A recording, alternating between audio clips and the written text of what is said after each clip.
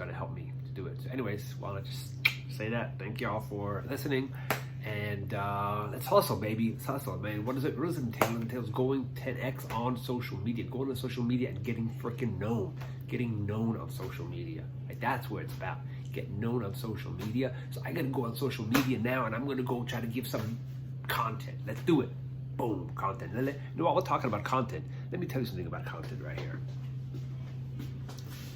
See this right here? See that right there? Okay. Let me go into this really briefly, okay? So what we have over here, this is for the real estate investor. This is for the real estate investor that has questionably passive, if they're not sure, right? If they're not if they're a real estate professional, no problem, right? This is about how to deduct losses, passive losses, not only real estate, but that's kind of what the majority of times that I've seen it. That's most what I focus on, that I've seen focused on the people that I've worked with, blah, blah, blah. Okay, fine. So passive losses, right? How to deduct people who have passive income as well as active income. There are often passive losses that they incur, especially in real estate, which is why it's so important a topic in that area industry. There are losses due to depreciation or whatever else the reasons for the losses are, that if it's passive, if it's only passive income, you will not be able to take any of the losses. Zero loss deduction. Passive income. Give me 1 second. Hello, thank you very much. Lunchtime. But before we get there, let's go over this really quickly.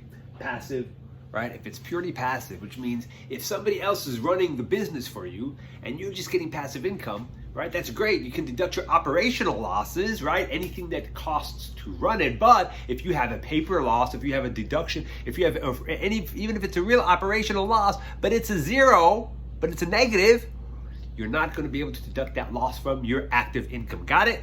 So let's say you make $100,000 in your active income. You work a W-2 job, you get $100,000, and let's say you have a $10,000 loss on your real estate income, passive real estate income. You know what? You're going to be paying taxes on your $100,000. Doesn't matter that you had a $10,000 loss. Got it? Okay. Now, check this out.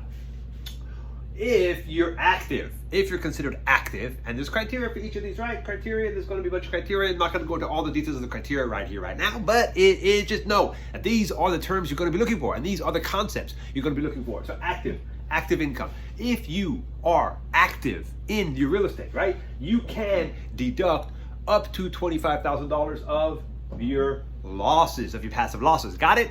Up to $25,000 of your passive losses. So again, it's the same scenario, $10,000 loss, but you're active, and $100,000 active income, W-2 income, you will only pay taxes on your $90,000, right? Okay, now, but however, if you have $100,000 in W-2 income and you have a $50,000 passive loss, you know what? You're going to be paying taxes on $75,000. Get it? Because you don't get to deduct the whole $50,000, okay? Because you only get capped out at $25,000 when you're active. However, if you are a material participant, if you're a material participant in your real estate venture, you know how much you can deduct of your losses? 100% of your losses. So in that same scenario, not the first scenario, the $10,000 loss, but the second scenario, the $50,000 loss, you will pay taxes on how much? $50,000 only. Why? I got $100,000 W-2. I'm going to slow down a bit. $100,000 on the W-2. $50,000 loss makes what? $50,000 left. Even though it's real estate right now. So it was a bit of a misnomer when I said in the beginning that you can deduct passive, 100% of passive losses, right? Because you're not considered passive anymore. You're considered a material participant, right? Here you're active, here you're material. So don't go writing down or telling anybody, oh, I'm deducting 100% of my passive losses. It's not passive losses, it's material. However, what the difference between passive and material, this last one right here is just real estate professional, right? So 100% also the real estate professional. But my question is the difference between a passive income, passive losses, and material participant.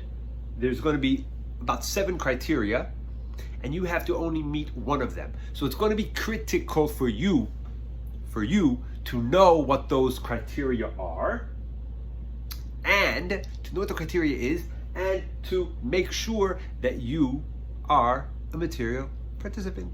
That's all. So I won't go into all the details about, but I'll just tell you one way to be material participant. Just one way to be a material participant is if you work 500 hours per year or more on that business, right? 500 hours. You know how much that is per week? Well, there are 50, how many hours? 50, how many weeks in a year? 56, 53, 52? 52, I think. So that's about 10 hours per week. That's about an hour plus per day. Got it? It's possible, for sure. Hour per day to deduct 100% of your losses. You can do it. You can do it, right? Material participant. That's it. So this episode on real estate losses, how to deduct 100% of real estate losses by being a material participant. Have a great day. This is Wander CPA.